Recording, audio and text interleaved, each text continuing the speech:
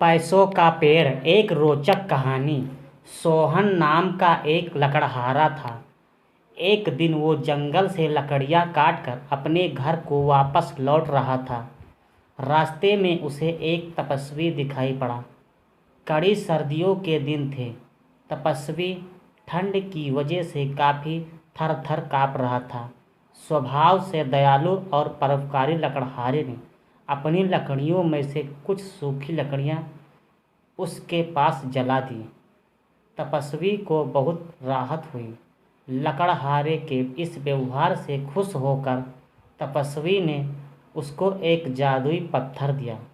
उस जादुई पत्थर का रहस्य समझाते हुए तपस्वी ने लकड़हारे से कहा कि जब भी उसे पैसों की ज़रूरत होगी वह किसी भी पेड़ से इस पत्थर को लगा देगा और एक मंत्र जो वह उसे देने वाले हैं वह पढ़ेगा तो वह पेड़ पैसों का पेड़ बन जाएगा।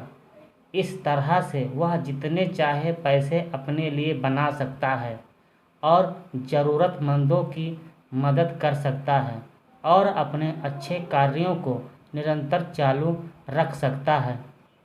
तपस्वी ने लकड़हारे को एक मंत्र बताया और साथ में ये भी बताया कि यह मंत्र पेड़ को पैसों के पेड़ में रूपांतरित करने के लिए कितना ज़रूरी है। लकड़हारे ने तपस्वी का आभार प्रकट किया और वह अपने घर आ गया।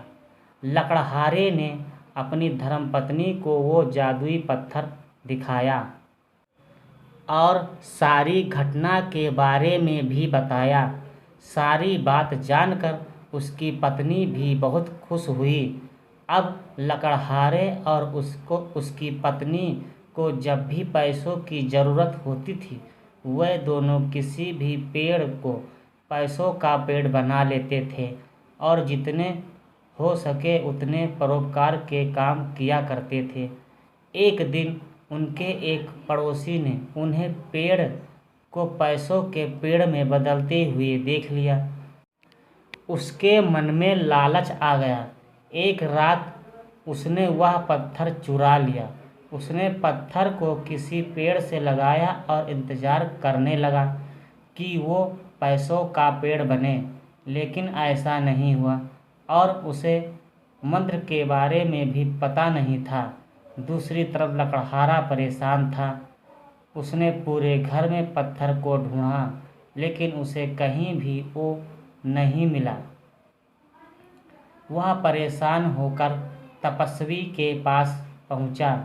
तपस्वी ने अपनी शक्ति से चोर का पता लगा लिया। पत्थर उस लालची पड़ोसी के पास था। लालची पड़ोसी ये सोच कर पागल हो गया कि पत्थर काम क्यों नहीं कर रहा है।